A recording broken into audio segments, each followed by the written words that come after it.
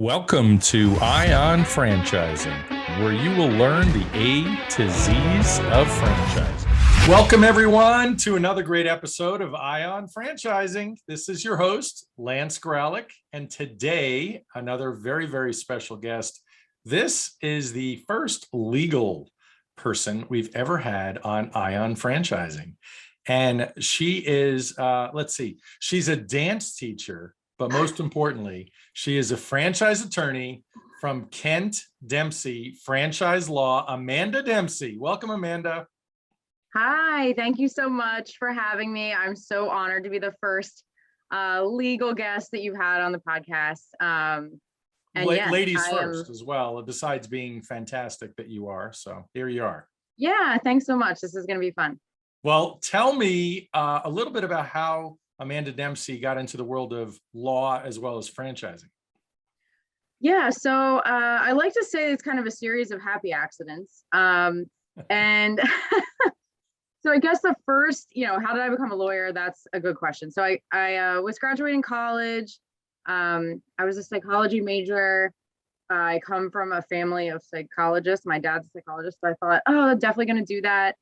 And I kind of just did a heel turn and thought, maybe I'll try something a little different. I wasn't really sold on the whole researcher aspect. And so I said, let's try law school. So I took a year, I worked for a year between college and law school. And I worked for a legal department, actually a commercial real estate firm that had a legal department, just to see whether it was something I liked.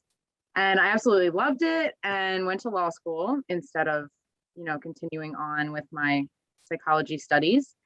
And I find that honestly, it's pretty transferable, the skills that I learned as a psychologist, because I do counsel people literally every day, just in different ways. I counsel them about their business and not so much about mental health. So that's really great because a lot of those skills have really served me pretty well.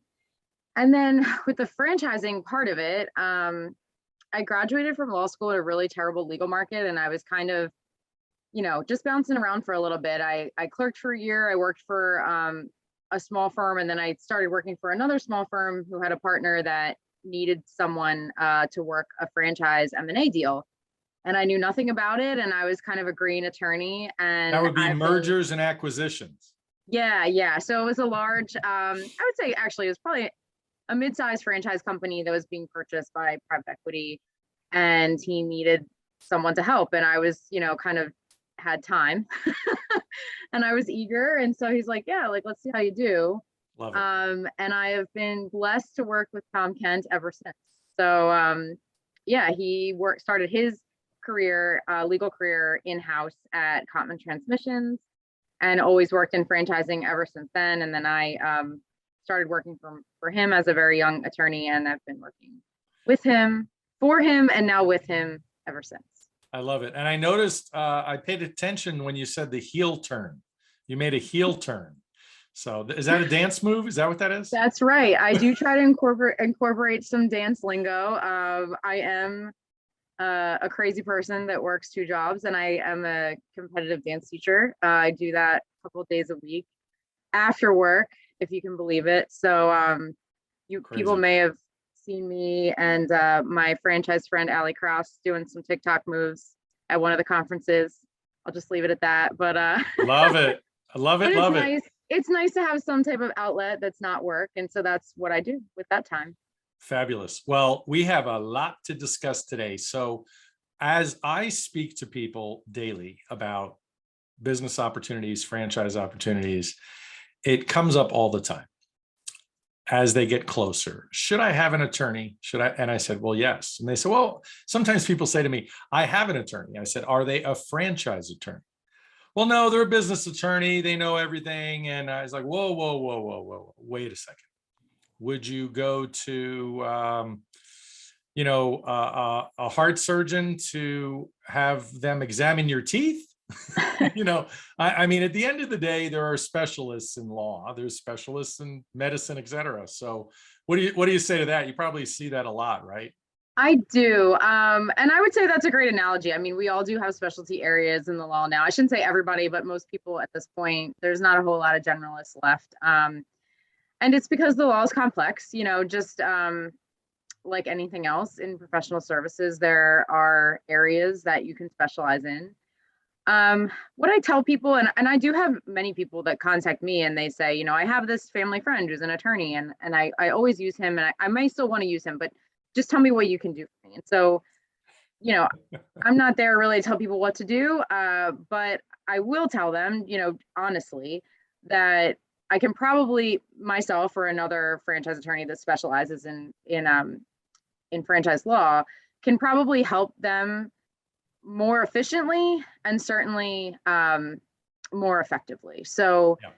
we're very familiar with the documents that are required to start a franchise and what a franchisor must disclose to prospects. So we're going to be able to tell you within the first 5 minutes of looking at that document, A, whether it's compliant or not, and B, whether this is a risky investment or not.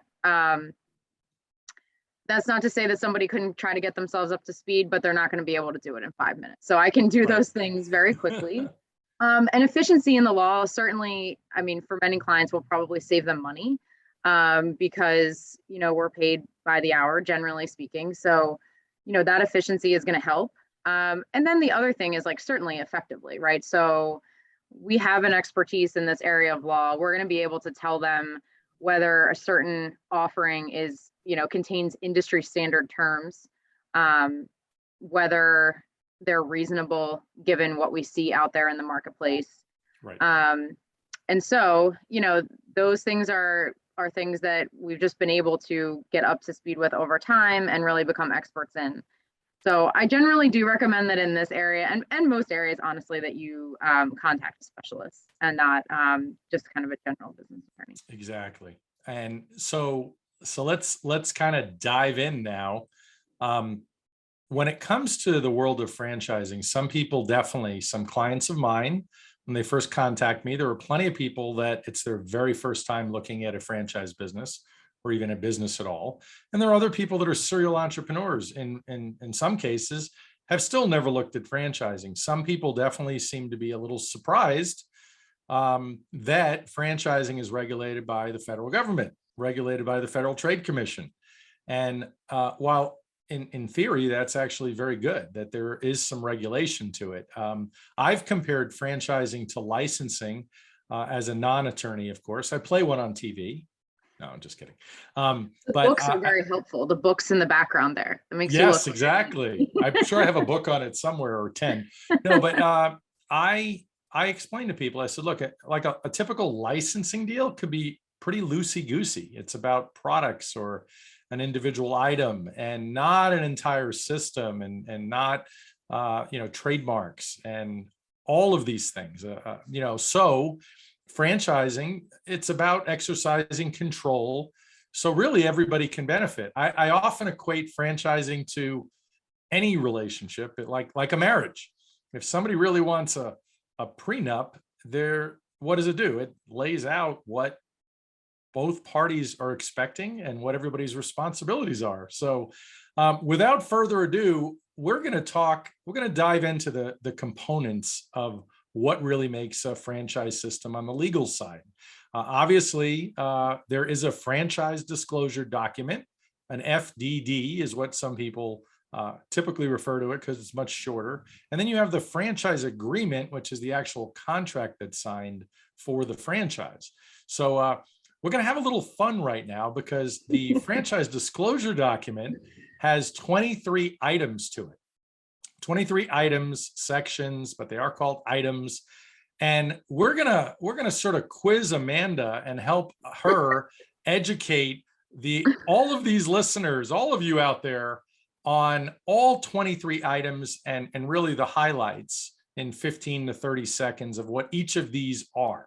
So Amanda, you ready? Do you accept this challenge? I do. I do accept the challenge. I think I'll try to keep it as brief as possible, but I'll just say from the outset that these are FDDs are something that I draft every day, right? So I'm familiar with the items, but I do want to make the document as approachable for people as I can, which is why I'm agreeing to do this challenge.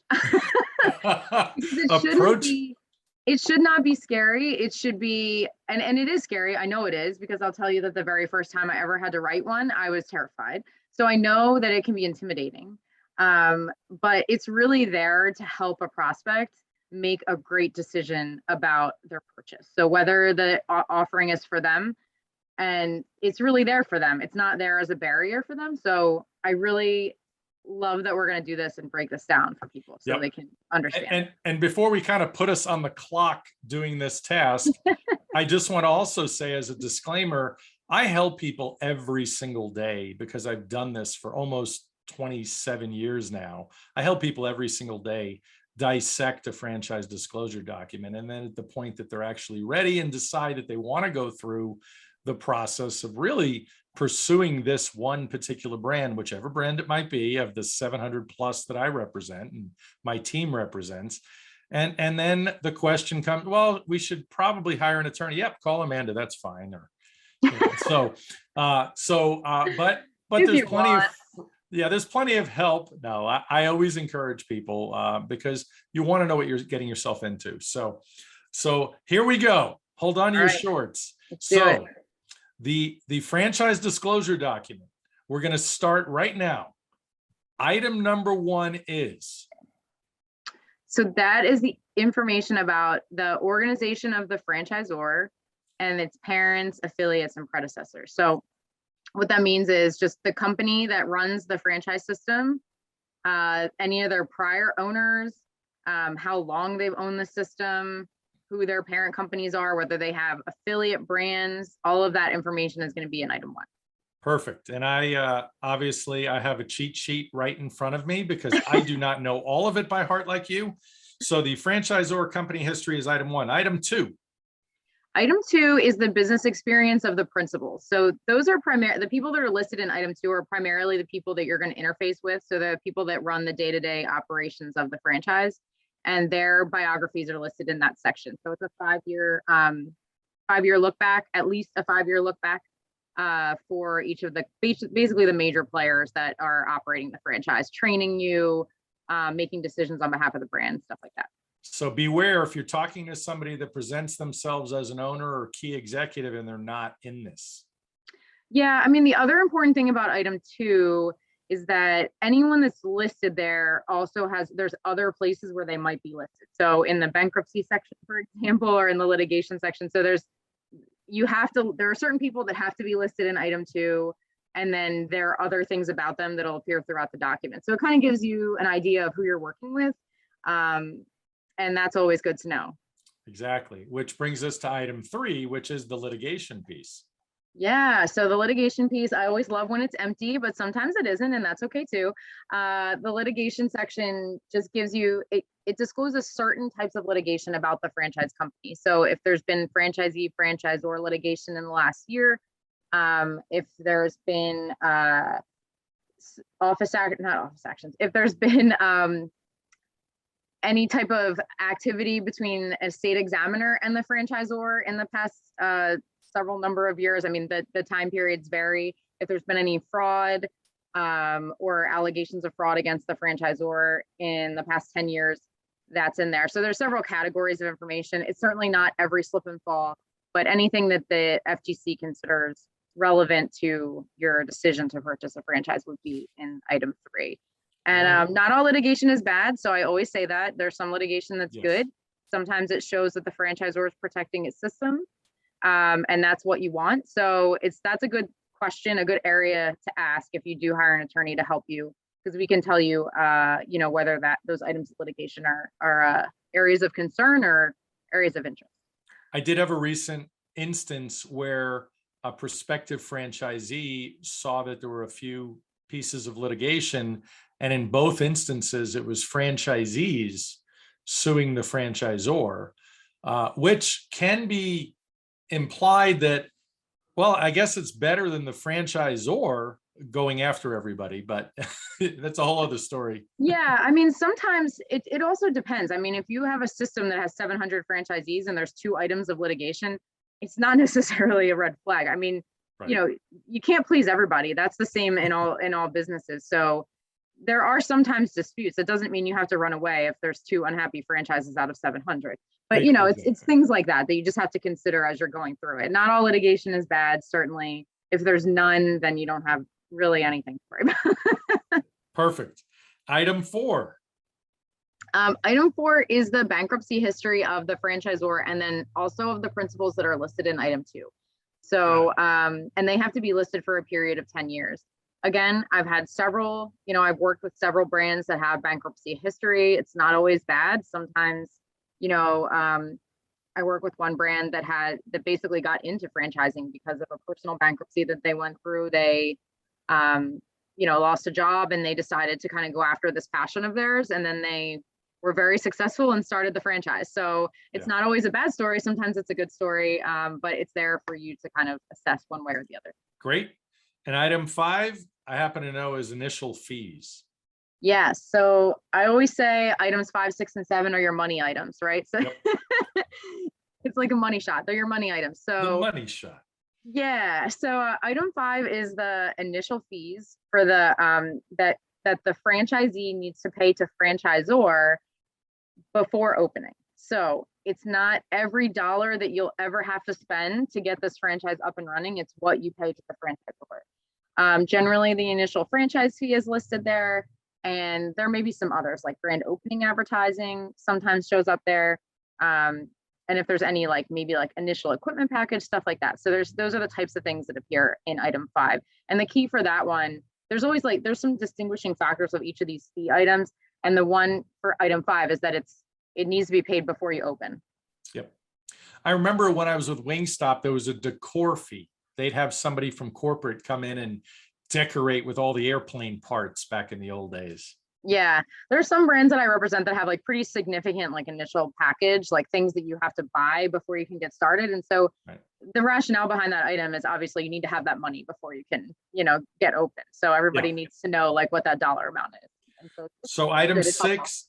So item 6 were the other fees, and then item 7 was the initial investment. Yeah. So item 6 is other fees. What that means is these are other fees that you'll pay to the franchisor or that run through the franchisor during the term of the agreement. So this is where your royalty is going to show up. Marketing fees, certainly. But there's other things that show up there that are somewhat maybe people might not think about. Like if there's a technology fee that you pay, maybe the franchisor has a vendor that they use for the marketing on behalf of the franchise for, web marketing. Yes. If you have to pay that to the franchisor and it's a pass through, it'll appear in that item. So it's not every dollar you're going to have to spend, but it's every dollar that runs through the franchise. Got it. Or to the franchisor. Got it. And then the initial investment is basically everything, right? Or supposed to be.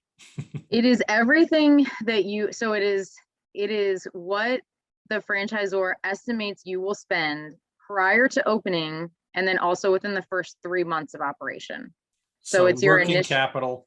Yes, it's your full initial investment from date of signing to 3 months after opening.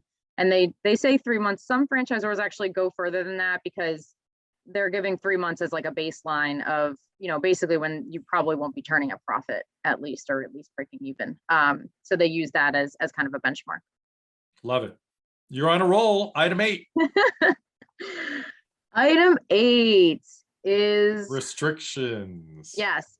So restrictions on the sources of products. So this one is interesting. I think sometimes it gets glossed over, but it's a good one to read.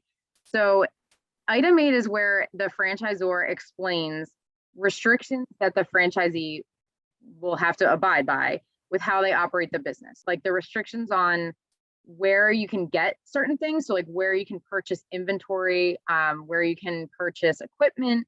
Generally, franchisors have some type of control over the suppliers and the vendors that you use. So that information is going to be in that section also. Love it. Let's go to item 9, franchisees' obligations. Okay.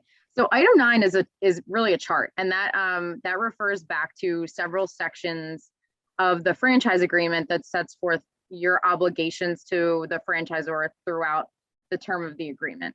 That it's an easy reference, I would say, but I think a lot of people don't go back and look at those sections of the franchise agreement. So one of my jobs as a franchise attorney is to kind of highlight what those sections are that are referred back to, because you do have obligations as a franchisee, that vary from, site selection things and other things that are really kind of part of establishing the business. But then also there's kind of confidentiality requirements and non-competes and stuff like that. So there are sections in the franchise agreement that detail them, and the chart in item 9 kind of refers to that. Yeah, perfect. And now we're on to item 10, financing, if there is any. Yeah, so item 10 is an interesting one. If the franchisor offers financing for anything, so whether it's, equipment purchases or they finance the initial fee, all of that information will be in item 10. A lot of them are blank because franchisors might not do that, but if they do, they have to explain kind of what the financing terms are and whether they're uniform for everyone, et cetera. And that's the key. This is specifically relating to any financing that the franchisor might be doing. Like you said, it could very easily be blank. Yes, a lot of times it is. Yeah. And item 11. Item 11 is a doozy. There's a lot there. So this one is a lot like item 8, where it kind of talks, it talks a lot about the system and system standards. The beginning of item 11 talks about what the franchisor's obligations are to the franchisee, both pre-opening and then also post-opening. So they'll tell you kind of what they'll assist you with and what they don't assist you with throughout the term of the agreement. And I always say, again, this one's long and people gloss over it. There's a lot in this item, but it's important because it does set forth a lot of kind of the day-to-day operations type things that happen in the franchise. So franchisor's assistance is there. There's also a section that talks about kind of the computer requirements and all of the tech requirements that you'll have. And then one of the biggest parts of item 11 is it talks about training. So it talks to you about what the training program is going to look like, where it's going to be, who is going to administer it. I always say this is another one that's kind of a big one that people don't think about, because sometimes training can last for days and it may be on site at the franchisor's location. So you have to, and sometimes weeks, not just days. Or weeks, yeah. Absolutely. Yeah, so especially in like restaurant concepts, it tends to be quite long. So I always tell people they just need to make sure that they're okay with, traveling for that amount of time. And there's an expense component to that as well. So I had a gentleman recently read an FDD before he ever engaged any attorney, of course, and said, yeah, I'm not going to training for 10 days out of state. It's not happening. And I said, well, that's probably not the franchise for you then. Yeah. I will say, luckily, a lot of franchises have started to do more of like a hybrid, online in-person thing. And then some of them will have training at your location, which is really nice, like when you open. But I think just because of pandemic related things that people have gotten more nimble with that. So sometimes trainings aren't as long as they used to be, but yeah. I've definitely represented concepts where the training was, sometimes it was like 6 weeks. Because if you're like learning recipes and all of that, maybe they want to. I was gonna say, especially restaurants. Yeah, because you have to learn everything. So how to operate the whole restaurant. So yeah, good. It can be a lot. Item 12, the territory. This is another important one. Okay, I'm starting to say that they're all important. This is an important document, Amanda. Oh, geez, can you tell this is how I spend my life? No. I have to find importance. No, it is important. This one is this item 12 is where you where the franchisor will explain what the typical territory is. So, and what that territory means. So some franchisors will provide an exclusive territory, meaning they're not going to sell other franchises within a certain, radius or population. Others have no exclusivity. I've seen more and more of that, especially as concepts come, kind of work from home, or they're, a remote service or something like that. Yeah.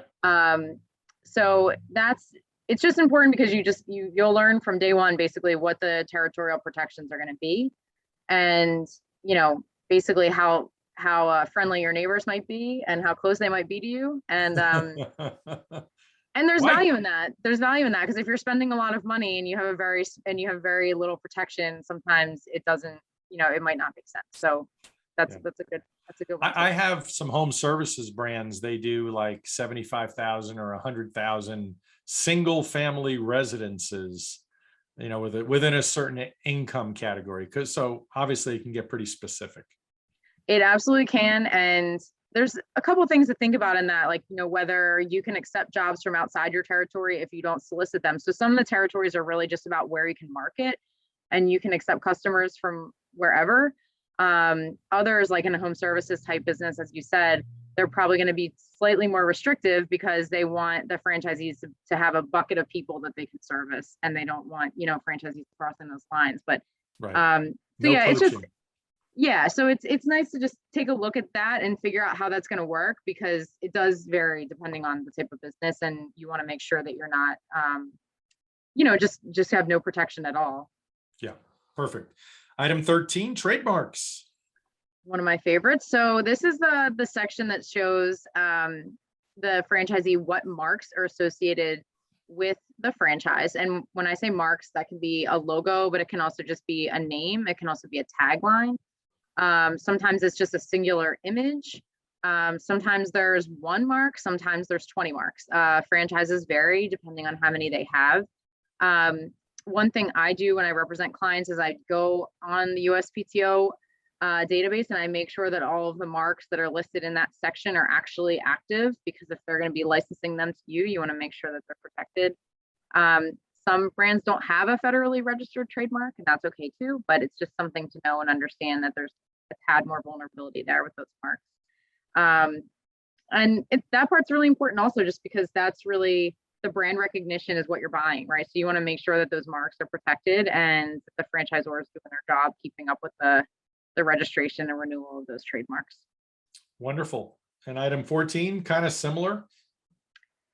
Yeah, so 14 is patents and copyrights and confidential materials. Some systems have patents. I would say far less than the trademark section, certainly. But that section will also include things that they consider proprietary information of the company. So it may be like a recipe booklet. The operations manual is usually considered confidential and proprietary. So it just explains, whether they have those things and then what the protections are around them. Or the secret sauce. Yeah, exactly. Big deal. Big Yeah, deal. it is a big deal. Absolutely. Item 15, one of my favorites actually is item 15. Yeah, 15 also very often gets looked over. So 15 is the amount of time that you're required to dedicate to the business as the franchisee. Now, some people might think that's like a bit of a silly item, because they'll say like, well, I'm buying a business, I'm going to be there full time. But that's not always the case. Some people that are investing in franchising really are looking for something that's part-time, or they want to hire a manager to operate it for them, or they want it to be maybe semi-absentee. They're there part of the time. They can hire somebody to be there part of the time. So it's really important, if you're looking for one of those situations, if you want full-time, if you want to, be more of it, you want it to be more of an investment, you don't want to be there 40 hours a week, then, that section is where that information will appear. So you need to take a good look at that and see whether the franchisor requires you to participate in the business on a full-time basis or part-time, or et cetera. Wonderful. Yeah, two examples of that. Fast Signs and Great Clips, off the top of my head, they want full-time owner operators. So if you intend to be passive or a semi-absentee owner, that is not the brand. Those are not the brands for you. And item 15 will probably remind you of that. Yeah. Yeah. Item 16, restrictions on what the franchisee can sell. Yep. Yeah. So we talked a little bit about this in 8, because they're very similar, items 8 and 16. Talked about hot dogs. Yeah, we did. We talked about hot dogs. So 16 is explicitly where you will where they'll tell you, what you can sell from the franchise and what you can't, if there are restrictions. So I have a really old school example, actually. This is a great one. So one of the brands that I represented, or that I still represent, they had been around since the 70s, and there was I guess initially they were permitted to have like those cigarette machines in their stores. Where you put in like, I don't know, a quarter or like whatever it was. Was there a payphone too? Yeah, and like a pack of cigarettes would pop out, so that is no longer permitted on the premise. They've moved away from that model, is what I'll say. And so those type of things where you're permitted to sell, and sometimes it's funny things like, some people might want to put a vending machine in their like skating rink or whatever it is, and so all of that stuff, at least references to that, are going to be in that section, and they'll tell you, whether or not you have the liberty to do that with or without the franchisor's permission. Yeah, exactly. Perfect. Item 17, the renewal, termination, the transfer, dispute resolution. Yeah, so 17 is a lot like 9 in that it refers back to terms in the franchise agreement that are very important. Um, some of them are basically your renewal rights. So whether or not you can renew the agreement, some people may not know, but really almost every franchise agreement I see now has a limited term of years. So it's not an evergreen agreement. You're not buying the right to operate this business for the rest of your life, for the rest of the natural, somebody else's natural life. There's a term of years. And so there is a renewal component to the agreement. And that would be referenced in the FDD. And then they also reference you back to the section of the franchise agreement. The other two, well, there's quite a few big ones there, but some of them are the covenants, so the non-competition covenants. Almost every franchise agreement, I would say every, but almost every one that I've seen has some type of non-competition component to it after the expiration of the franchise agreement. So that's going to be there. Dispute resolution. So what method the franchisor requires you to deal with disputes with them. So some of them require mediation, or you have to meet at home office before you can litigate. Some of them require arbitration as opposed to litigation. One of the most important things is the venue. So sometimes they'll require that out of state for you. So you need to just be aware of that. Home court advantage usually for the franchisor. Yeah. There's some strategic component to that, certainly. If there's a personal guarantee requirement, that's going to be listed in 17. So again, a chart that people a lot of times don't look at in depth, but that's part of my job, is to kind of go through that with everyone and explain kind of. Termination is another huge one, which I think you mentioned, but I didn't. Ways in which the franchisor can terminate the agreement and essentially stop the business relationship. Especially if you don't stop selling hot dogs when they've told you to. Yeah, or if you don't pay them or something. Or if you don't pay them. One of the questions I had on renewals, although it's not exactly automatic, it is almost automatic if you're paying a fee, if there is a fee. As long as you're in compliance, it is essentially almost automatic in some cases. Maybe not from a completely legal perspective, but explain that a little bit.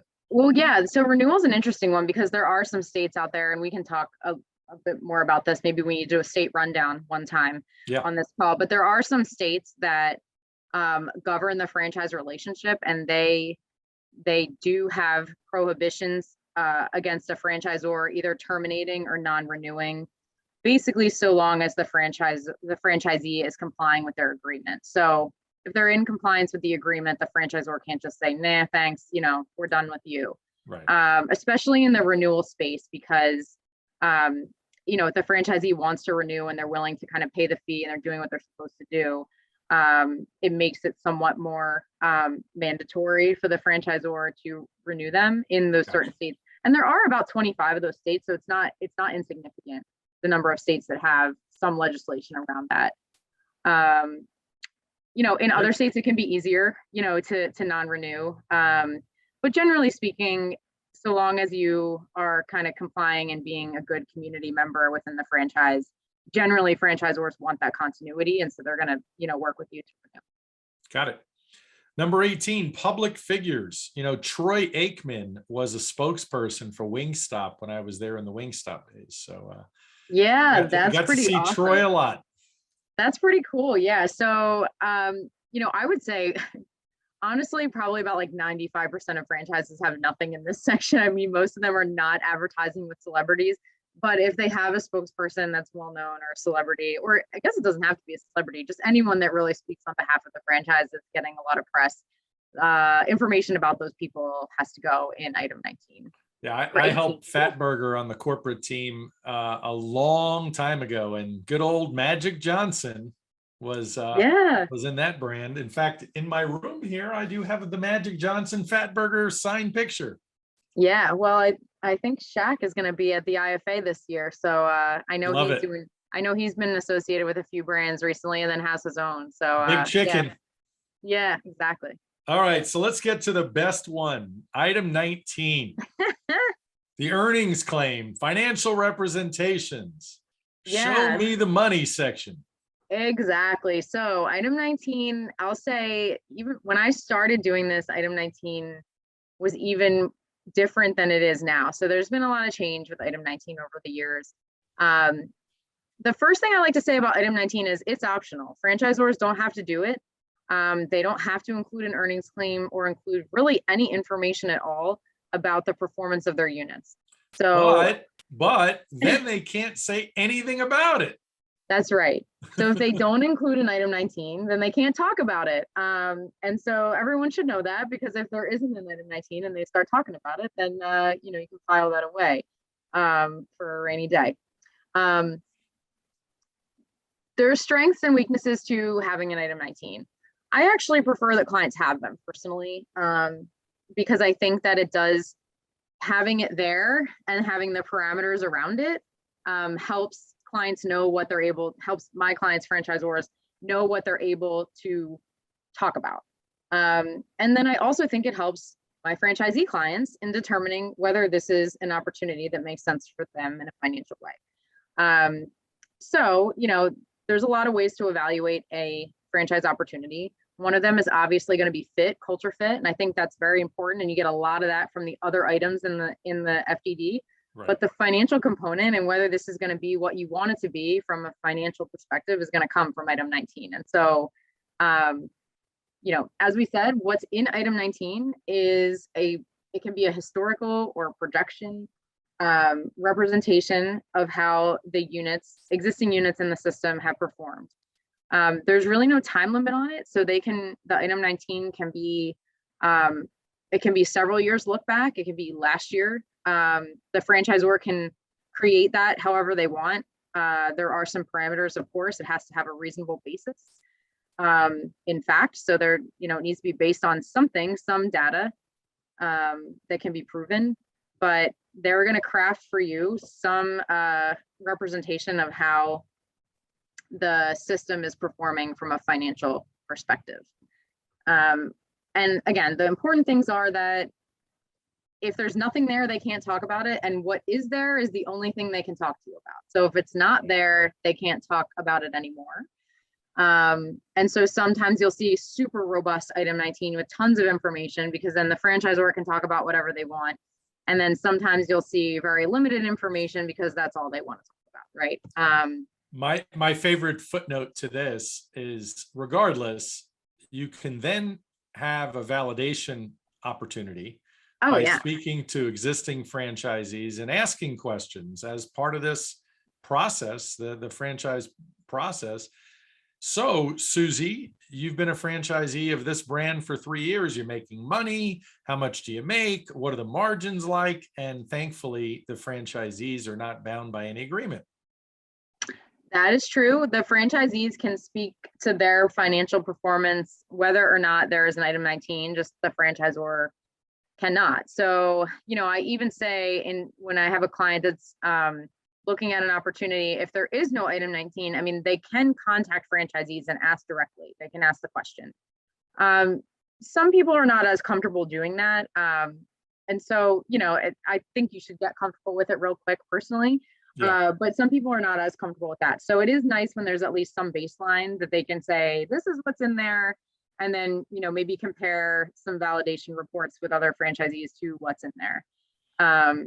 Some of the best brands do make it more comfortable for prospective franchisees because it's more of an organized validation process. They might hand the entire list of franchisees over and simply say, call whoever you want. They're expecting that prospective franchisees will call, and we're proud of our success. Sure, certainly. The good ones will, and that takes us a little bit into item 20, but we can stay on item 19. But all that list of franchisees and all of their contact information is required to be disclosed in item 20. So it's usually in an exhibit, because especially in systems where they have a lot of franchisees, it's quite long. Right. But you do, as a prospect, you do have access to all of the contact information for all of the franchisees in the system. And certainly one of my biggest tips that I give people when I represent them is to certainly at least cherry pick some names off that list and call, because you want to get, some happies, some lukewarms, and some not so happy, so that you know exactly what you're getting into from all aspects. I also say it's good to call people that are close to your location. because they're going to be able to tell you how the brand performs in your specific territory and area. And that does make a difference in some brands. I mean, some brands are seasonal. Um, you know, others, maybe it's just, you know, you don't know whether the concept, if it's a food concept, maybe it's regional, you don't know how it's going to perform outside of your area. So it's good to call those people, especially if they're going to be your direct neighbors, because you will probably work with them at some point and interface with them. So you want to make sure that those people are brand ambassadors and are happy to be getting a new neighbor. No, but these are great tips. I love it. I love it. So item 21, financial statements. Item 20 is also a bunch of charts. And again, it's just, that's where you get the information about how many have opened and closed in the last 3 years. So you'll see trends there. Again, it's all dependent on how many units are there. I mean, you're going to see some turnover in these brands, no matter how many units they have. But certainly if there's like a 50% turnover in a year, that could be a red flag. So that's a problem. Yeah, so you want to just keep a look at that and see whether the franchisor is terminating a lot, whether the people are just closing voluntarily, whether there's been a lot of new openings, whether, you know, franchisor is really aggressive on selling right now. So yeah, they can tell you a lot of different things, but it's good information to peek at. You're so good. So financial statements, back to that. Financial statements. So every franchisor has to provide, depending on how old they are, at least a balance sheet, second year of operation audited balance sheet, and then third year of operation full audited financial statements. I always leave that up to the accountant to look at, but it does tell you kind of the cash flow of the franchisor and kind of where their money is coming from and where it's going. So I always like to look at that. I mean, I like to see kind of, again, where it's coming from and where it's going. That's kind of the most information that you can ascertain from it. But there's some good things to see there, and they do have it typically as a 3-year look back. Perfect. And then as we wrap up, we have item 22, contracts. Yeah, so these are all the contracts that you're required to sign throughout the term of the agreement. Sometimes it's like a software licensing contract. There may be forms of general release for when the contract ends. So they just provide you with the forms so that you can see what they look like and you know what to anticipate. Telephone listings, confidentiality agreements, all of that stuff that the franchisor might require you to sign as a franchisee. The franchise agreement is the biggest one, of course, but there's some others that might appear there as well. And the forms of those agreements are all attached. And item 23, the fun one. It's an easy one. That's the receipt. So I always say item 23 should be item 1. I don't know why it's at the end. It's the very first thing you have to do. So funny. But what you do is there are requirements. The FTC has requirements about how long a prospect must be given to read the FDD before they have to sign the franchise agreement and provide funds. So it's at least 14 days. Some states regulate over and above that. So when you get the document, you sign the bottom and you put the date on it of the date that you received it, not the date you read it, but the date you received it. And then you keep one for your records and give the franchisor the other. And it's just important to kind of start the clock ticking on that 14-day waiting period. I would say most people take longer than 14 days to get through the initial read and you know, meeting with business advisors, et cetera. But you have to get the accurate date on there. So it's the very first thing you do, and it's the very last item of the FDD. Well, and that concludes the FDD rundown. Wonderful, Amanda Dempsey, all 23 items of the FDD. Not too bad off the top of my head. Well, you did that perfectly. Let's continue a little bit. So after all this, you know, we had to have you give the rundown because so many people have never really heard about each of these items. And so I tell people all the time, there are people that come to me and they're like, I don't know if I should start my own business, or I don't know what I should do. I've looked at MLM, you know, multi-level marketing. I've looked at this, I've looked at that. And I always tell people, if you don't have an original idea that you think needs to be born, like Facebook or McDonald's or Wendy's or whatever it might be, that there were founders associated with all of those particular brands I mentioned. If you don't have an original idea, franchising is amazing because of the systems and procedures and what have you. And somebody's already really done the hard stuff. So what say you, the legal mind, the legal eagle, the award-winning franchise attorney, but what do you really tell people? You love the industry that you're in. So why? Yeah, I do. So that's interesting. I mean, one of the things I do love about work, so I work with both, franchisors and franchisees. And one of the things I love about working with emerging franchisors is you get to hear about all of these cool new ideas, right? And I get to take these ideas that they had or these concepts that are like killing it in the market in which they work and really help them expand it nationwide and sometimes internationally, right? So that is kind of the hallmark of franchising, is that it's people with an entrepreneurial spirit. And as you said, some of them are the idea people and some of those are the execution people. So if you're the execution guy, right, if you know how to run a business and, and you really, there's a concept that speaks to you, again, you don't have to reinvent that wheel. Like somebody has that concept and maybe they need you, the execution guy, to help them, kind of make this thing big. And so in a lot of ways, I compare it to the arts and creativity because there is a creative component to being a franchisor for sure. You have to have something unique that is different and scalable and competitive. And But you have to have a secret sauce. yeah, but everyone needs the execution guy too, right? So if you have a history in business or if you just have a knack for it, franchising is great for you because you're going to take this formula essentially, right? This recipe, whatever you want to call it, and you're going to make it work. I mean, I've seen so many people that take a concept that maybe I wouldn't believe in. I'm like, man, this thing's never going to work, but they're so great at business and marketing and development and hiring the right people and creating a positive work environment that they make this thing blow up, And Yeah. so those people are needed. Absolutely. I mean, you don't have to have the idea to be a good business person. Yeah, exactly. And you mentioned emerging brands. How do we define an emerging brand today? Is it under 10 locations? 10? Yeah, I don't know. That's a hard question. I mean, so It's a smaller brand. it is. It's a smaller brand. I mean, it can be somebody that has, an idea. It can be somebody that has a really successful regional concept and they're trying to figure out a way to break it out of the region. It can be, so it doesn't even need to be 10. I mean, I've seen some like probably upwards of 50 that I consider emerging because they're kind of stuck in a way, like they're trying to get past a certain hurdle. And so they're emerging past something, right? And trying to get to the next part. Well, a lot of it probably is also based on regions. There are some brands that might have 50 units and they're in the same state. They haven't even gotten out of their state yet.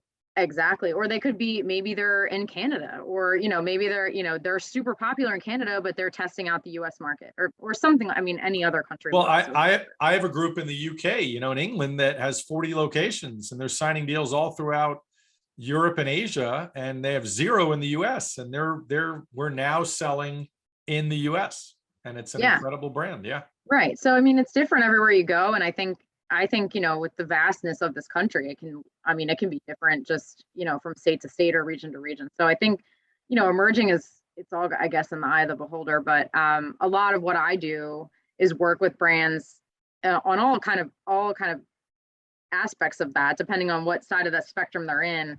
But if they're really looking at growth, we strategize with them. How do we do it? What are your challenges?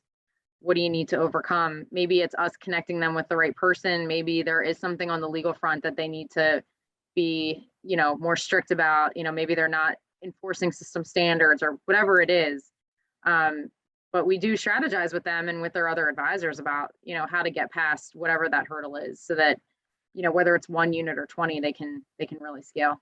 So we've talked a lot about really the new or serial entrepreneur that now wants to venture into a franchise business and the FDD and the franchise agreement. What about, let's switch gears a little bit. What about the other part of your business, which is the independent business that comes to you and wants to grow and scale through franchising? So, I know that's really exciting for you because there's a lot of wealth that is certainly made there as well. So what advice do you have for independent business owners out there that have something good and they're exhausted? They're so tired. Yeah, that is so hard. That's a hard place to be, right? Where you're talking to somebody that's a great business person, they've got this great product or service, and they're still doing it all themselves, right? And they want to figure out a way to grow this thing and not be the only person that's doing it. They need to stop flipping the burgers and, they got to get other people in there to help. So I will say one thing that I do as part of my business is I certainly work in franchising, but sometimes people come to me and they don't want a franchise for whatever reason. They're interested in scaling their business in different ways. And so I consider my practice franchise and distribution. And so I do kind of strategize with clients about what the best model for them is. So franchising can be part of it, but it can also be, I don't know, distributing through grocery stores or partnering with people, joint venturing. Car dealerships. Absolutely. So, there's a lot of different ways of doing it. There's not only one way. And so we try to pride ourselves on being kind of solution people, solution-based strategies for clients. And a lot of times that involves franchising as at least a piece of the puzzle, but it doesn't have to be the end all be all. Some things I bring this up a lot, but there are some businesses that, really there's a key man problem, right? Like if they're only successful because of the charismatic, guy behind the bar, is that scalable through franchising? Can you replicate that concept? And so these are all questions that we have for people. And if the answer is no, there may be other options, right? And so we just kind of, they have to systemize, they have to be able to package what it is that they are selling and be able to replicate it. So we work with them to do that. And the FDD is part of that process for sure, because just preparing that document alone helps clients figure out what it is that they're doing, getting around their brand identity. And actually the firm in which I work has a separate affiliate company that actually works with clients, both franchise and otherwise, on cementing their brand, right? They do a whole brand, I don't want to say overhaul because it's not necessarily changing the brand, but it's teasing it out, right? And helping clients really nail down what that brand is. And so that's really an exciting part of our platform at the firm. And we love working with those folks to kind of do that for our, emerging clients. I love it. So any final thoughts for today? Anything we didn't cover or any final tips you want to share? Geez, I don't know. I feel like we covered so much, but certainly I'm just happy to be here and to talk with you. I feel like the time goes fast whenever we do. We have so much to talk about in this industry in which we love so much. Yes. So yes, please, anyone that's listening, if you have other questions for me, or if I got one of the items wrong, I already think I might have messed up 8 a little bit. No, you didn't. It's not possible. But if I did, I'm admitting it, and I would love to hear from anybody that's listening. Please do let me know if we can talk, or if you think that it would be, helpful to you to meet with me in some way, even if it's just, networking, et cetera. That would be great. We will make that connection for sure. So Amanda, thank you so much for being here. And until next time, because we'll definitely have a part 2. Yeah, we have to. There's so much to talk about. Thanks you so much for being here. Thank you very much for listening today. Please like, follow, and subscribe. This is Lance Graulich. Until next time.